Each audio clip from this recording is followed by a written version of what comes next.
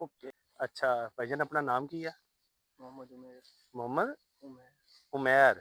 ਅੱਛਾ ਮੁਹੰਮਦ ਉਮੈਰ ਬੇਟਾ, ਕਿ ਇਹ ਤੁਸੀਂ ਕਣਕ ਜਿਹੜੀ ਕੱਟ ਰਹੇ ਹੋ, ਮਾਸ਼ਾਅੱਲਾ ਤੁਹਾਡੇ 5-6 ਲੋਕ ਲੱਗੇ ਹੋਏ ਨੇ, ਤੇ ਇੱਕ ਕਿੱਲੇ ਦੀ ਕਿੰਨੀ ਉਜਰਤ ਮਿਲਦੀ ਹੈ? ਯਾਨੀ ਕਿ ਇੱਕ ਕਿੱਲੇ ਦਾ ਕਿੰਨਾ ਤੁਹਾਨੂੰ ਪੈਸੇ ਮਿਲਦੇ ਨੇ?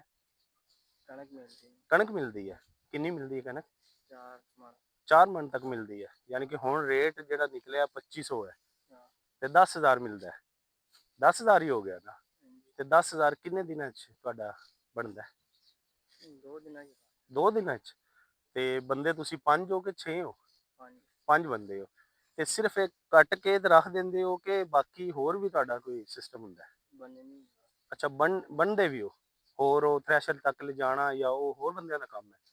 ਯਾਨੀ ਕਿ ਤੁਸੀਂ 5 ਲੋਕ 2 ਦਿਨਾਂ ਦੇ ਵਿੱਚ 1 ਕਿੱਲਾ ਕੱਟ ਕੇ ਇੰਨੀ ਗਰਮੀ ਦੇ ਵਿੱਚ ਤੇ ਬੰਨ ਦਿੰਦੇ ਹੋ, ਤੇ ਤੁਹਾਨੂੰ 10,000 ਮਿਲਦਾ ਹੈ।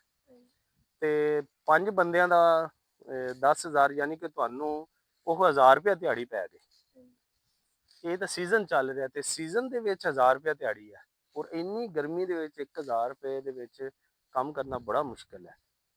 ਤੇ ਮੇਰੇ ਵਾਲਦ ਸਾਹਿਬ ਨੇ ਮੈਨੂੰ ਭੇਜਿਆ ਕਿ ਗੰਦਮ ਦੀ ਜਿਹੜੀ ਕਟਾਈ ਕਰ ਰਿਹਾ ਨੇ ਨਾ, ਬੜੀ ਗਰਮੀ ਦੇ ਵਿੱਚ ਮੇਰੇ ਕੋਲ ਤਾਂ ਖੜਾ ਹੀ ਨਹੀਂ ਹੋਇਆ ਜਾ ਰਿਹਾ, ਇੰਨਾ ਪਸੀਨਾ ਆ ਰਿਹਾ, ਤੇ ਤੁਸੀਂ ਤਾਂ ਮਾਸ਼ਾਅੱਲਾ ਕੰਮ ਕਰ ਰਹੇ ਹੋ। ਤੇ ਉਹਨਾਂ ਕਿਹਾ ਕਿ ਉਹਨਾਂ ਨੂੰ ਜਾ ਕੇ ਠੰਡਾ ਪਾਣੀ ਪਿਆ ਕੇ ਆਣਾ ਹੈ, ਤੇ ਮੈਂ ਤੁਹਾਡੇ ਵਾਸਤੇ ਲੈ ਕੇ ਆਇਆ ਜੂਸ, ਤੇ ਉਹ ਮੈਂ ਤੁਹਾਨੂੰ ਪਿਆ